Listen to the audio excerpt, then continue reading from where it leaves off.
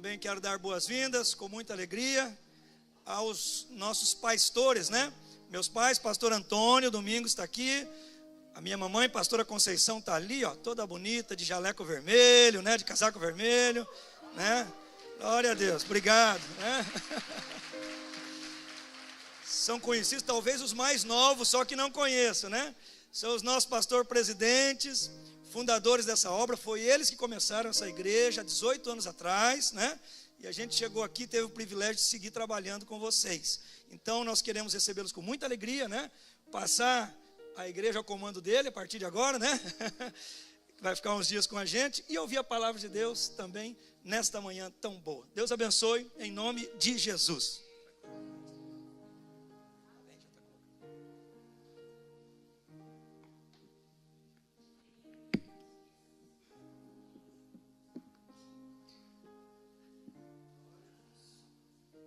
A paz do Senhor, irmãos. Vocês estão bem? Dá para dar uma glória a Deus? Que maravilha.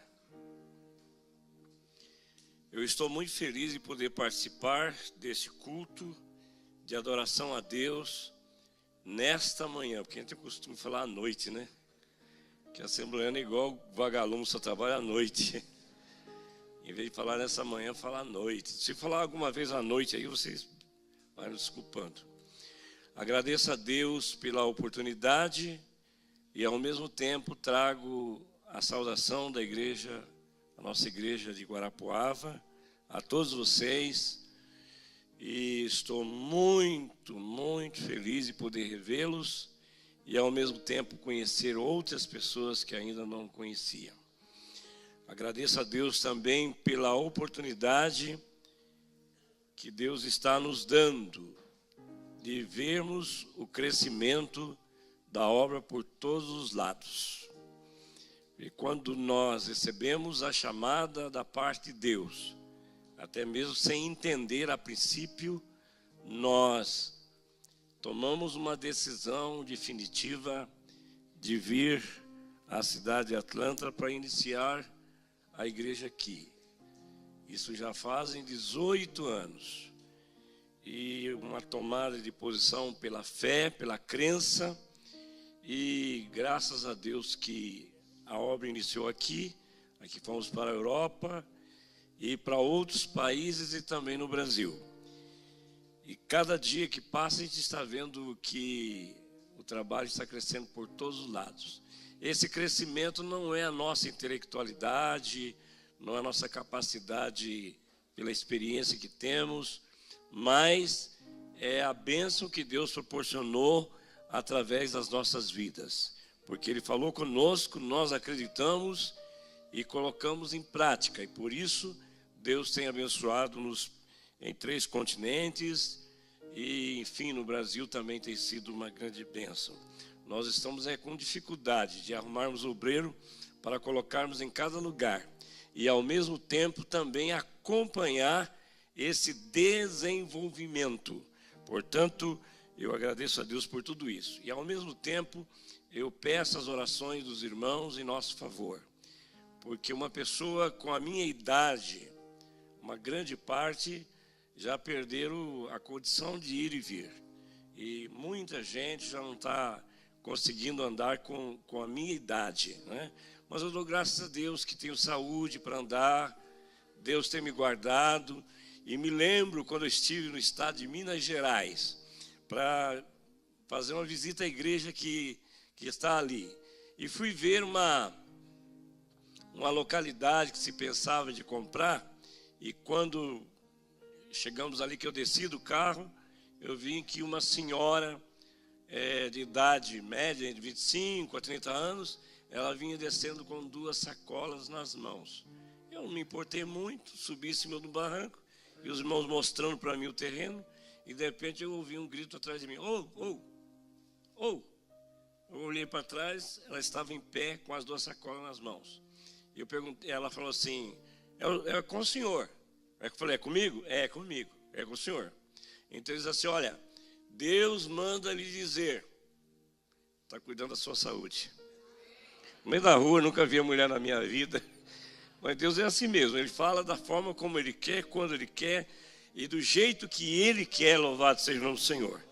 E eu agradeço muito a Deus por isso, e por isso estou aqui dando graças a Deus. E vocês orem, porque temos muito que fazer e queremos aproveitar os pouco tempo que temos, porque mesmo que eu viva há 300 anos, ainda falta pouco tempo. E se depender de mim, eu quero viver mais de 300 anos. Você não quer, né? Mas eu quero. Eu quero, gosto de viver. A vida é muito boa para mim. Então vamos ler a palavra de Deus, registrado no capítulo 1 Timóteo, capítulo 5, e o versículo de número 8. Capítulo 5, verso 8, fazer uma leitura congregacional. Todos juntos? Vamos lá? Se alguém não cuida de seus parentes, especialmente da sua própria família, negou a fé e é pior que um descrente. Mais uma vez. Se alguém não cuida de seus parentes, especialmente da sua própria família, negou a fé e é pior que um descrente. Essa tradução é tão linda, né? Parente. E alguém diz, parente é dor de dente. Mas nem sempre, parente é gente boa. Hoje nós vamos falar aqui, foi me dado um tema para falar de algo muito interessante, que é servir na família. Servir na família. Servir na família é algo muito profundo, muito maravilhoso. Pelo menos eu gosto da minha família. E você diz assim, pastor, mas a sua família é perfeita? Não. Em termos de parentes, não. Nós temos de tudo no meio dos parentes. É ladrão, tem criminoso, tem homossexual, tem prostituta, tem doidinho, tem de tudo. Tem de tudo. Mas assim mesmo eu gosto deles, sabia? Tem bêbado, gosto deles. Traficante, gosto deles. E ajudo todos eles. Durante todos esses anos que eu sou casado com aquela mocinha ali, casado não, eu namoro ela há 53 anos.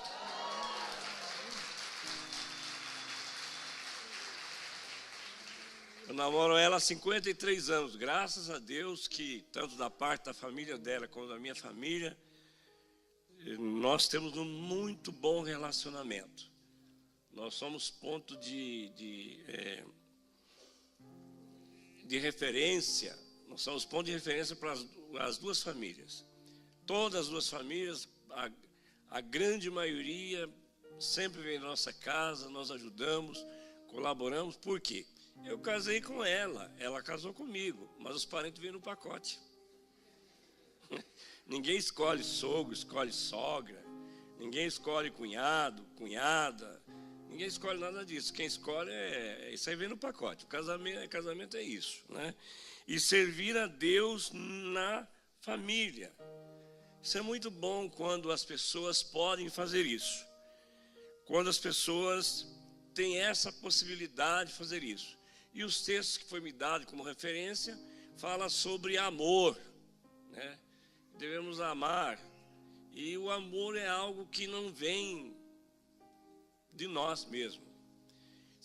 Você vai descobrir que o amor, como disse a carta aos Romanos, capítulo 5, versículo 5, porquanto o amor de Deus está derramado em nossos corações, que foi dado pelo Espírito Santo, que foi nos concedido pelo Espírito Santo. Quem derrama o verdadeiro amor em nossos corações é o Espírito Santo. E o Espírito Santo nos ensina a amar, mesmo aquele que às vezes não gosta da gente. Dizer que todos os parentes gostam de você é bobagem, não gosta. E às vezes você serve, ainda fala mal de você. Mas mesmo assim, você não é crente, você não serve a Deus para simplesmente amar os que te amam. Você serve a Deus para amar até aqueles que não te amam. Até porque o texto diz assim, se o teu inimigo tiver fome, faça o quê? Dá-lhe de comer. Se ele tiver sede, dá-lhe de beber. Porque fazendo isso amontoará brasas sobre a sua cabeça. Não te deixes vencer do mal, mas vence mais vence o mal com o bem.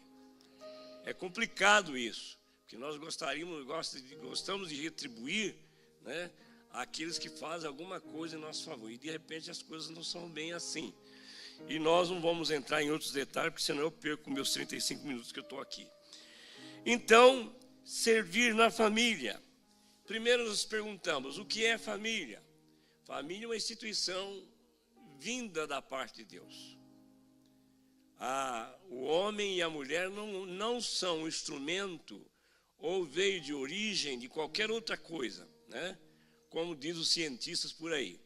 Nós somos origem das mãos do Todo-Poderoso. Diga assim, nós somos origem do Todo-Poderoso. Somos criatura das suas mãos. Isso é importante. Deus começa a dizer assim, não é bom. Não é bom o quê? Que o homem esteja só. Imagina como é difícil a solidão. Eu, por exemplo, não gosto de solidão. Não gosto de solidão. E quando eu chego em casa, chego lá, eu penso, opa, tem alguém aí? Que eu não tenho, fico difícil para mim, a casa está tudo escuro. Não é porque está as luzes apagadas, não. É porque a mulher não está em casa. Quando ela não está em casa, parece que a luz está apagada. E todo mundo lá em casa sabe que quando eu chego em casa, eu pergunto, onde está ela? E alguém fica até brincando comigo. Esconde ela, fala assim, mas onde é que ela está? Eu quero saber onde que ela está, porque é a minha lâmpada na minha casa, né? É a minha tem gente que fala assim, eu vou comprar grisante. Eu vou comprar grisante, porque grisante é uma florzinha bem pequenininha, branquinha, bem pequenininha. Não, eu lá em casa não quero grisante, eu quero meu girassol. Girassol. Então, de formas que Deus diz isso muito claro. Não é bom que o homem esteja só. Deus estava muito preocupado com a solidão do homem. Por essa razão, ele toma essa decisão. E ele faz a mulher de uma forma bem diferente. Porque o homem ele fez do pó da terra. E pó não é barro. Ele não fez do barro, fez do pó. E tenta fazer qualquer tipo de coisa com o pó. Você não consegue formar nada com o pó. Mas Deus conseguiu fazer do pó o homem. Aí ele tira de uma das suas costelas, a costela do homem, e faz a mulher. E dá esse presentinho tão importante para o homem, louvado seja o Senhor. Para você, a mulher é uma cruz. Para mim, não. Para mim é um presente. Porque o mundo sem mulher é como um jardim sem flores. O mundo sem mulheres é como um jardim sem flores. Portanto, a mulher é extremamente importante na vida. A outra coisa que me chama a atenção é a capacidade que a mulher tem. A capacidade de suportar. Diga comigo, suportar. Mais uma vez. Mais uma vez. Suportar. E suporta muitas coisas. E entre muitas coisas que ela suporta a dor. Gente, essa noite eu estava com uma dorzinha aqui e já comecei a reclamar. E ela começou a rir para mim. Mas está vendo? Com essa dorzinha aí eu fico sentindo dor que você nem imagina. E eu fico pensando por que mulher suporta tanta dor. E por que o homem não suporta tanta dor? É porque o homem foi feito do pó. E a mulher foi feita de osso. Por isso que ela suporta mais dor do que o homem. Você não foi feito de osso, ela foi feita de osso. Agora, o homem não suporta muita dor. Capacidade para suportar. E não é só suportar dor. É suportar as suas intransigências. Tem homens que não respeitam a mulher. Tem homem que não ama a mulher. Até porque Deus dá mandamento a homem para amar a sua mulher. E não dá mandamento à mulher para amar o homem. É diferente, porque o amor da mulher, isso é natural. A mulher já ama naturalmente. Agora o homem não. O homem, Deus diz para ele, rapaz, você está com essa cara dura aí, esse jeitão duro aí. Ama a sua mulher, rapaz, ama a sua mulher, ama a sua mulher. E mesmo assim o cabeça dura não ama de jeito nenhum. E tem muitos casamentos que desaparecem do mapa por causa disso. Então, o amar é algo muito importante. E a mulher tem essa facilidade de suportar. Porque uma mulher, quando ela chega um momento que diz assim, eu não quero mais viver com você, porque ela já suportou muito. Então, presta atenção. E Deus não quer que você viva na solidão. E quando a mulher larga um, ele corre atrás de outra. Aquela não era boa, né? Mas ele está correndo atrás de outra. Principalmente viúvo. O camarada fica viúvo, daí ele fica caçando até nos pontos de ônibus. Fica até caçando no ponto de ônibus. Eu digo assim porque... Não vou falar de quem que ele é parente, não, porque senão vai ficar feio.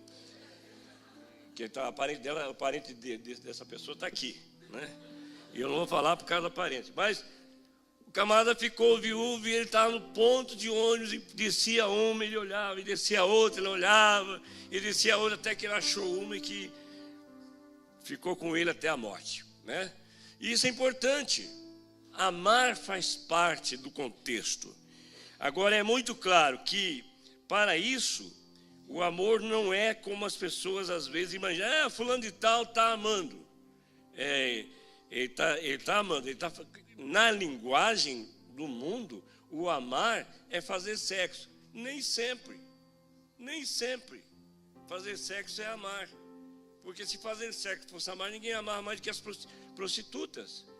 A verdade é que o amor não tem nada a ver com isso.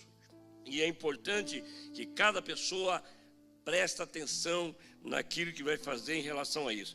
Deus tem fins definidos em relação ao casamento. Deus tem fins definidos ao casamento. Primeiro porque Deus começa no capítulo 1, versículo 28 de Gênesis, ele começa dizendo o seguinte, abençoou, ele fala de encher a terra, de multiplicar e encher a terra. Ora, quando se fala sobre isso, Deus está falando da sexualidade. Primeiro ele começa abençoando. A bênção de Deus está relacionada a tudo que há na vida do ser humano, do homem e da mulher, principalmente às questões sexuais. Aí alguém muitas vezes confunde isso e acha que isso é uma coisa banal ou uma coisa muito feia demais. Quando a Bíblia diz no capítulo 5, versículo 2, a definição biológica, ele fala sobre macho e fêmea os criou. E Deus cria macho e fêmea com a finalidade da procriação. Encher a terra. E quando se fala do homossexualismo, aqui cai essa ideia. Essa ideia que, num certo sentido, se eu falar que pode ser que a polícia esteja me esperando ali para me prender, mas do outro lado eu posso dizer, à luz da Bíblia, que é uma questão diabólica, que é uma questão se colocar 50 ou 100 homens numa ilha e não colocar mais ninguém dentro de menos de 100 anos, acabou todo mundo, porque não tem procriação com o homossexualismo, e nem com as lésbicas também, porque hoje está na moda, o que é errado, o que é certo é errado e o que é errado é certo, mas Deus não criou com esse propósito, Deus criou com um propósito muito diferente, e o propósito de fazer com que o homem e a mulher possam procriar, possam se amar, possam criar os filhos numa condição bem tranquila, de uma maneira bem educada. Acho que eu não gosto de pegar o microfone, mas eu vou pegar. E isso é importante, irmãos. Depois, vocês não precisam ler aqui, mas se vocês tiver alguém anotando, depois procura o capítulo, Romanos capítulo 1 e o versículo 22 a seguir. Vocês vão verificar o que Paulo fala em relação a isso. E é importante nós termos em mente de que a palavra, que a Bíblia é a palavra de Deus.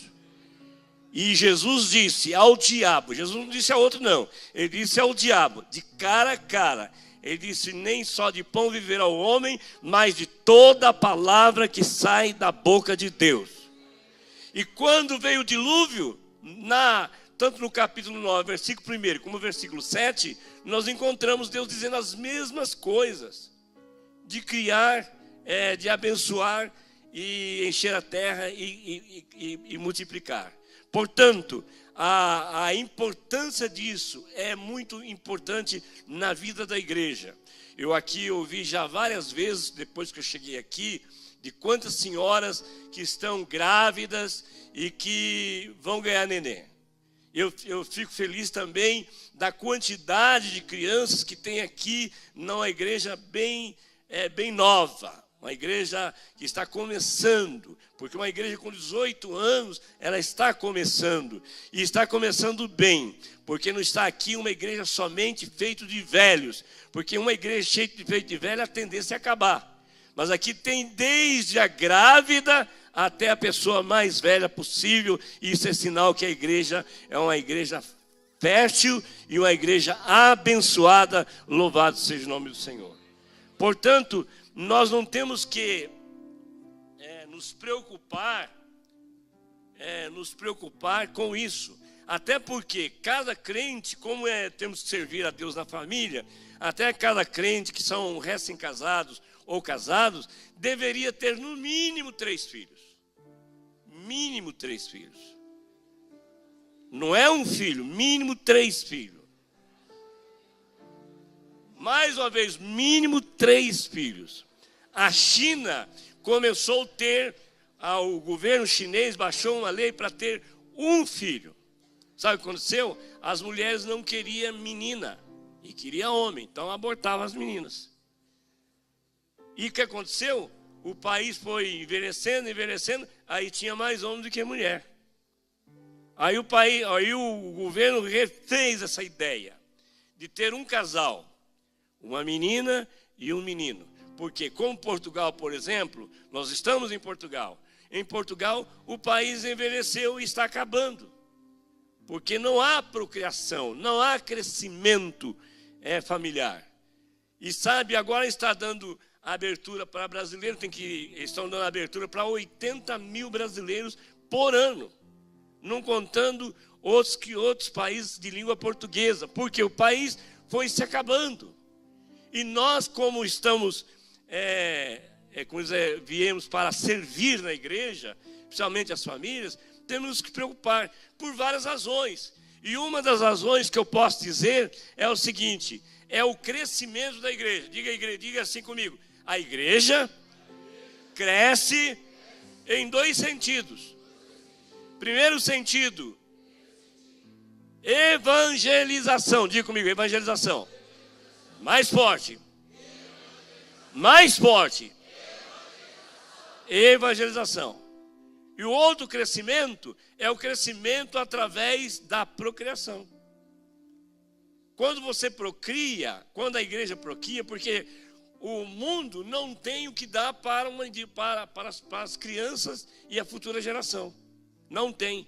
Porque o mundo está falando sobre prostituição, sobre o homossexualismo, enfim, não contando os que morrem na guerra, não contando os que morrem em revoluções, não contando os que morrem no tráfico, não contando os que morrem no mundo do alcoolismo e etc.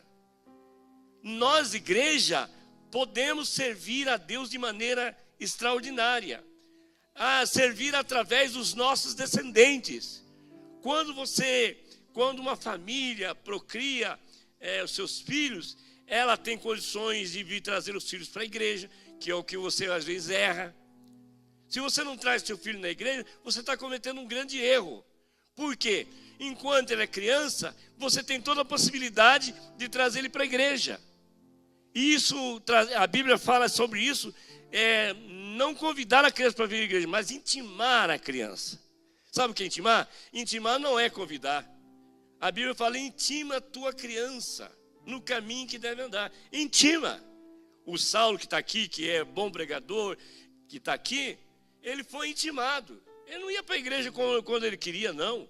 Nós, com 5 filhos, colocava eles nas costas, levava para a igreja, que não era tão sofisticado assim, banco de madeira, né? Lugar difícil, terra poeirenta, as crianças não tinham muita coisa para se vestir. Pode ver que nós temos fotografia desde quando era criança, que é aquele chinelinho de dedo, né? Roupinha, tudo ruinzinha, vai juntar todo mundo, põe nas costas e vão para a igreja. Chega lá, mas às vezes até colocar o camarada para dormir debaixo do banco, né? Debaixo do banco, né? Às vezes nas vigílias, é para vigília. E vigília não era ficar só até meia-noite cantando, não. É pegar de ser do período da tarde, da noite, e ir até madrugada. E as crianças estavam dormindo debaixo do banco, mas estavam lá. E sabe, a exigência é que estivesse no culto. A igreja, vai no culto. Estava dando uma olhada, viu o camarada lá para fora, o que está fazendo lá? E quantas vezes apanhou porque estava lá fora? Mas hoje não precisa bater nenhum dos filhos para vir à igreja. Porque os filhos já sabem que a casa do Senhor é o melhor lugar. Porque eles aprenderam, eles sentiram, eles viveram, eles receberam a graça de Deus. Eles foram batizados com o Espírito Santo. Eles aprenderam a palavra de Deus. As crianças minhas, todas elas, quando crianças, nenhuma delas ficou sem ler a Bíblia inteira. Li a Bíblia, vem cá, vamos tomar lição aqui. Todo mundo leu a Bíblia. Viu como é que ele cita bastante a Bíblia aqui? E não precisa de Bíblia na mão? Isso ele aprendeu lá de criança. E isso é importante, servir a Deus na igreja, trazendo nossos filhos para a igreja. Hoje eu dou graças a Deus que tanto as que estão lá, como os que estão aqui, estão glorificando a Deus. Eu não preciso mandar. Ele sente no coração o desejo ardente de servir ao Senhor, de buscar a Deus. E hoje eu glorifico ao Senhor por tudo isso. Ter bastante filho é complicado. É complicado. Como que não é complicado? Né? É muito complicado. Quando eu ia para São Paulo, lá para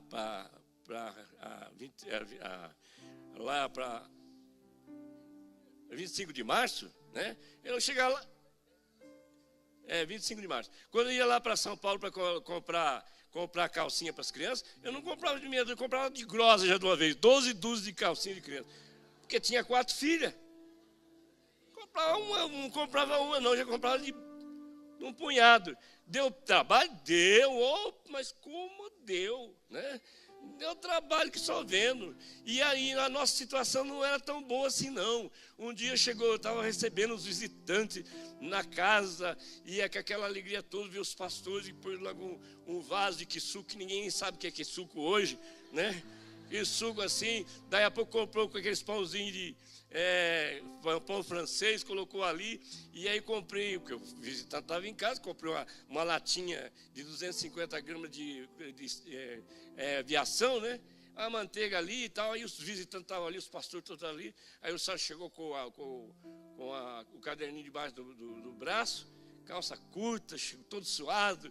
Quando ele olhou para cima da mesa, que ele viu a manteiga aviação, ele disse: mãe, quem comprou, mãe? Quem comprou, mãe? Porque ele nunca tinha visto manteiga na vida dele.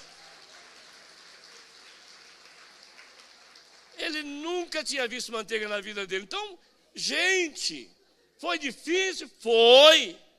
Mas graças a Deus está aí, vocês estão desfrutando disso. Então, a igreja, irmão, precisa de família que arque com esse compromisso, mas que ao mesmo tempo esteja dentro de um projeto, dentro de um plano, chamando plano de Deus. Que você tenha desejo de ter os seus filhos, porque filho não é cruz, não.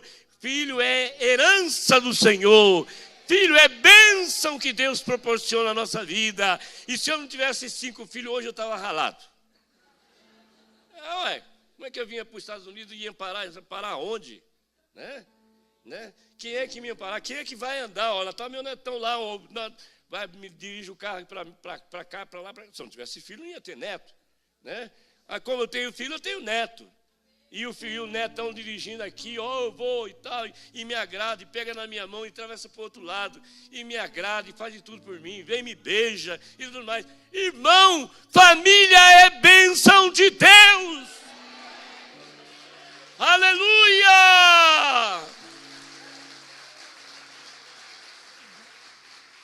No mínimo 3 filhos.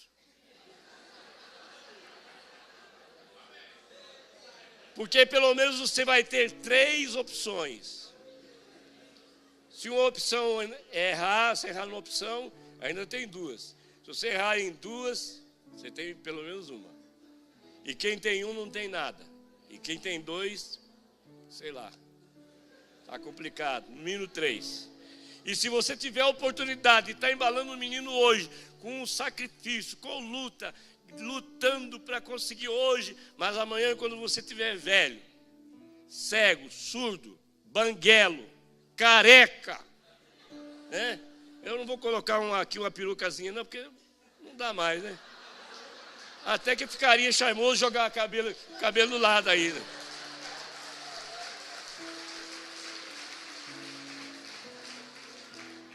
Mas, gente,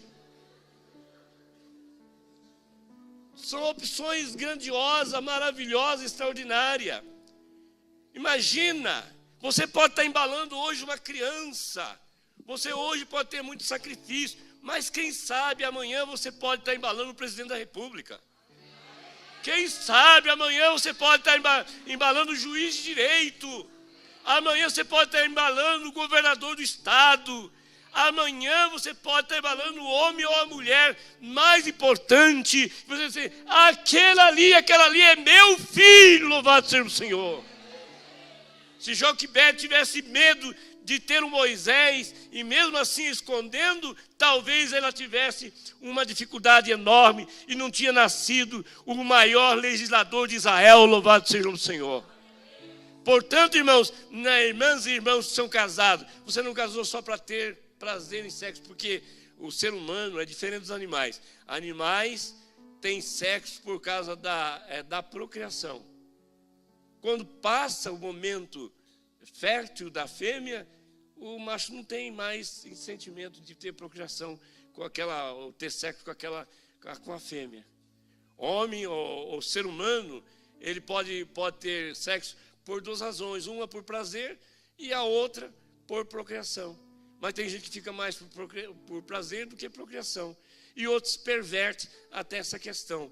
Portanto, eu gostaria muito que a igreja não perdesse o seu foco. A igreja não perdesse o seu foco de ter filhos. E nós precisamos evangelizar um mundo que está perdido. E a grande maioria dos grandes pregadores da atualidade são filhos de crente, louvado seja o Senhor. Por incrível que pareça, são filhos de crente, louvado seja o nome do Senhor. E coloque no coração, antes de gestar o teu filho, a ideia de Ana. A ideia de Ana.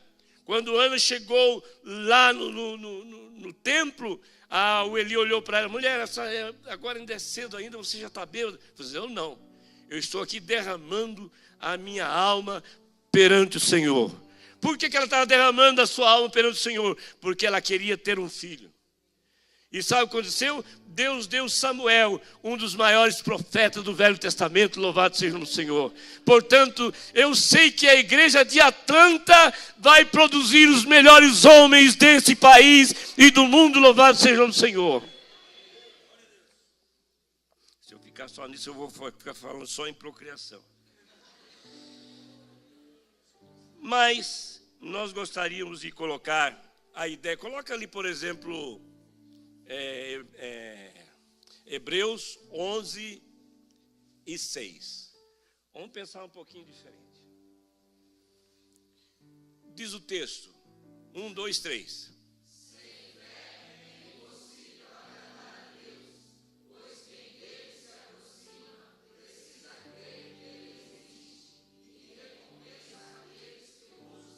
Versículo 7.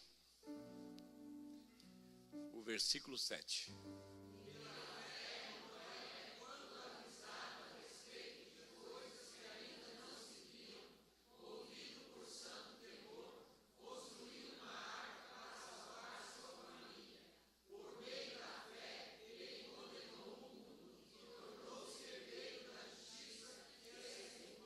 Mais uma vez essa leitura. 11 e 7.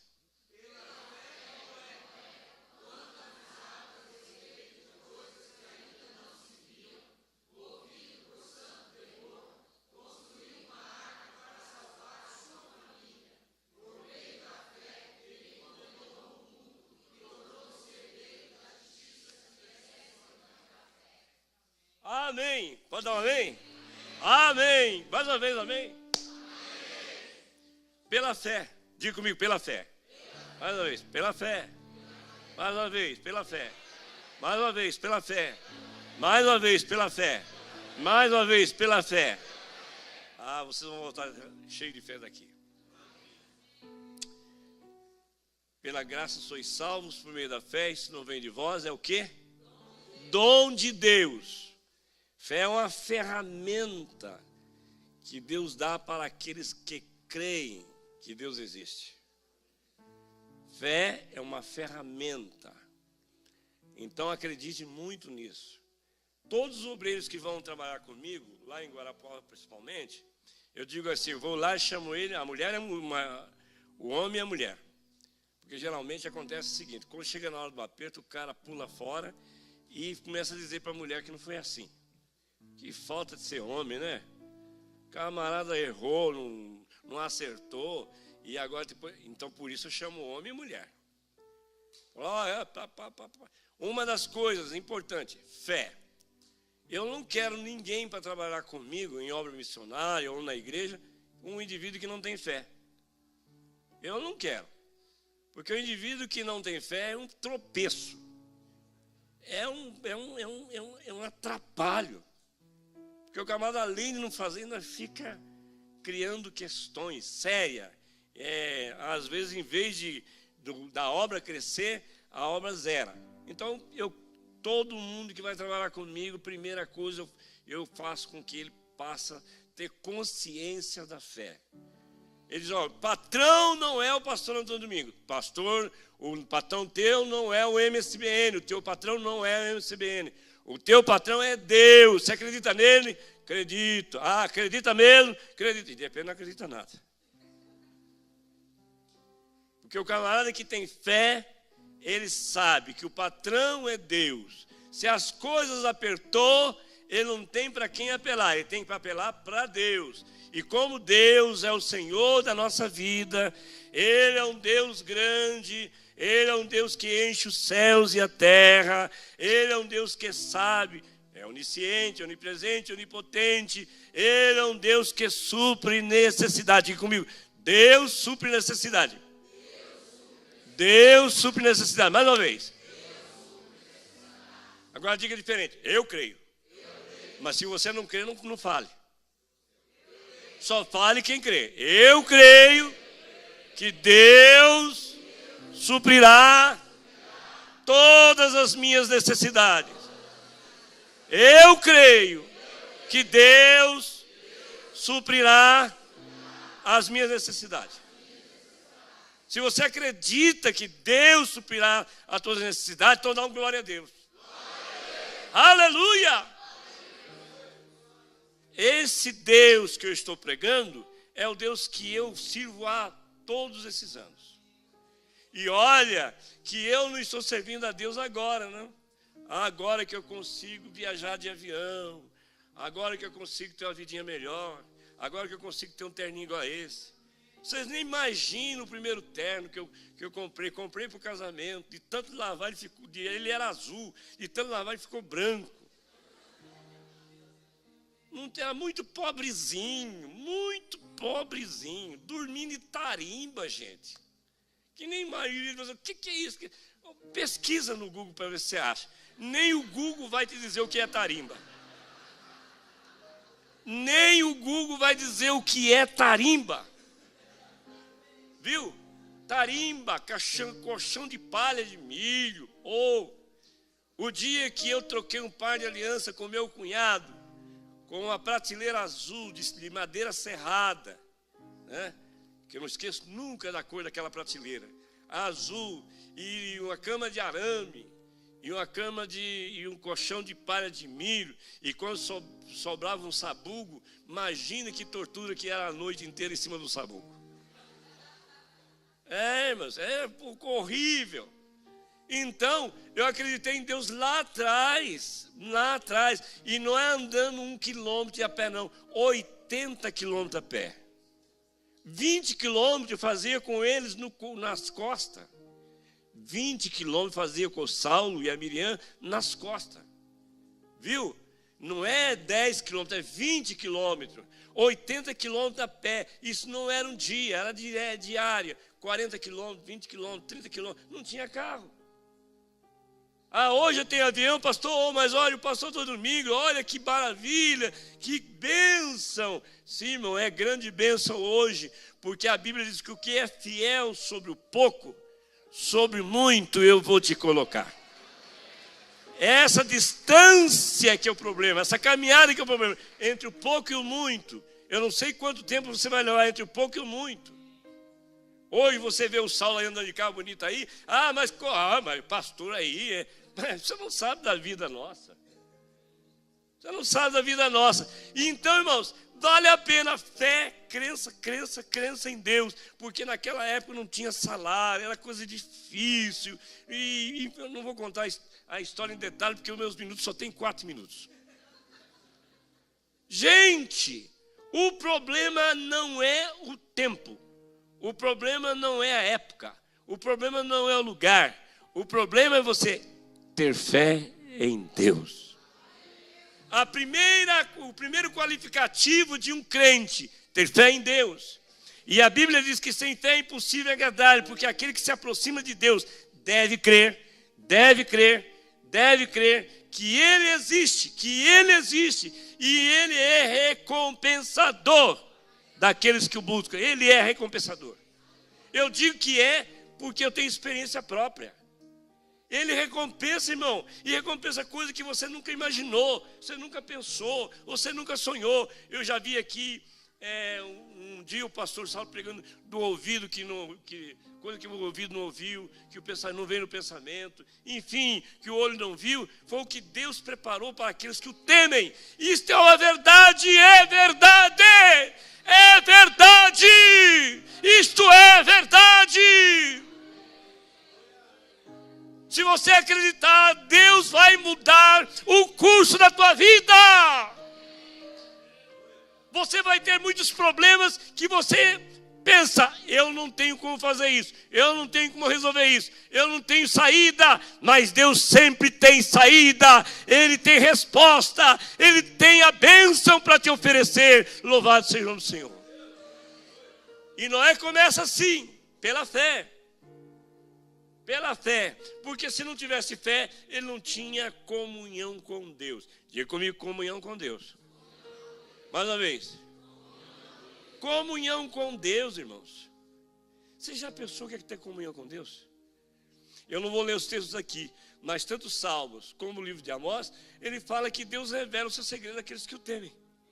Deus revela o seu segredo àqueles que o temem. Esteja certo, Deus é um amigão. Diga assim, Deus é um grande amigão. Mais uma vez. Mais uma vez. Deus é um grande amigão, que Ele põe a mão no nosso ombro e diz assim, meu filho, você está indo por um caminho, não é aqui, é por aqui. Deus te toma pela mão direita, como disse Isaías. Ele te toma pela tua mão direita. E depois ele diz assim, operando eu, quem impedirá? Se Deus vai operar, o teu opositor não vai ter força sobre você. O teu perseguidor não vai ter força contra você. O indivíduo que se propõe a te fazer o mal não vai fazer nada contra você. E mesmo o inferno, e mesmo o diabo, mesmo Satanás não vai ter força para destruir qualquer coisa da tua vida, porque operando Deus, quem impedirá? Tem gente que tem medo de feiticeiro, tem medo de espírito, tem medo de sei do quê, não tenha medo de nada. Seja amigo de Deus. Tenha fé em Deus. Viva com Ele assim, ó. Viva com Ele assim. E o restante deixa com Ele. É igual aquele menininho que sempre apanhava do camarada grandão. O dia que ele passou de mão dada com o pai, ele falou para o coleguinha, vem me bater agora. Quando você está na mão de Deus, você pode estar tranquilo e Deus não vai permitir o diabo lhe tocar. O diabo não tem poder nenhum. O poder do diabo é limitado. E se você estiver sem Deus, ele pode te destruir, pode te matar, roubar e destruir. Mas se você tiver Deus na vida, o diabo não tem força nenhuma. A força está conosco. Deus é o Senhor da nossa vida.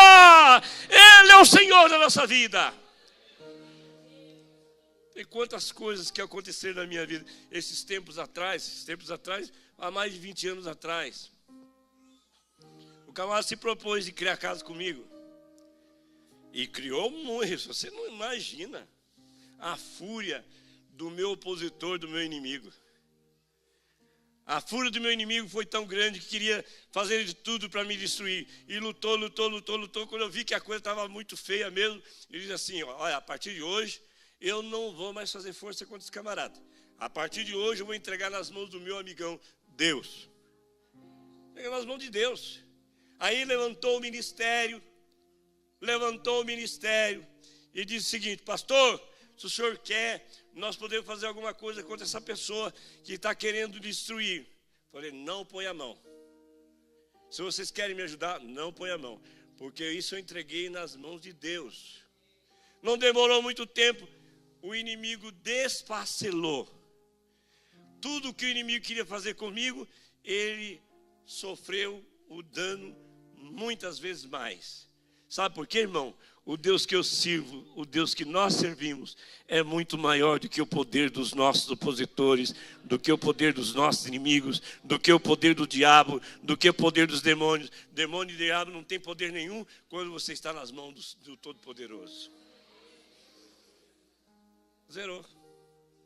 Que dó. Que benção. Pela fé. Vamos ficar só pela fé. Não vou nem dizer sobre o Noé. Que pena, eu gostaria tanto de falar sobre ele. Eu não queria nem falar sobre ele, eu queria falar sobre a mulher dele. Que mulher extraordinária. Eu queria saber o nome da mulher dele. Se eu pudesse, daria um buquê de flor para ela. Ô, mulher extraordinária. Pensa na mulher muito boa, ela é a mulher de Noé. Uma boa mãe, uma boa mulher e pior, ou melhor, é uma boa sogra. Você não consegue morar com a tua sogra, né? Porque ela é a linguinha dela, ó. Se ela, quando ela morrer, vai o funerário num carro e a linguiça vai no outro carro. Você não consegue viver, né? Mas Noé não foi assim. Noé foi a mulher de Noé foi uma sogra e tanto, viu? E a outra coisa que me chama muita atenção, que a mulher de Noé pegava pesado. Porque para construir uma arca, ele não construiu com o ímpio. Ele construiu com a família. E a mulher pegou duro no serviço. Construiu uma arca, mas conseguiu salvar a família. Eu sei que você vai salvar a tua família, mas tem que pegar duro. Não deixe só ele trabalhar, não. Às vezes o coitado chega em casa bem caidinho, né? Você, vamos para a cama, vamos dormir um pouquinho, vamos conversar um pouquinho, mas conversar como? O cara está mais quebrado que arroz de terceira. Está mais quebrado que arroz de terceira. Vamos deixar isso para depois. Vamos pedir para o pastor Salvo fazer um apelo aqui, em nome de Jesus.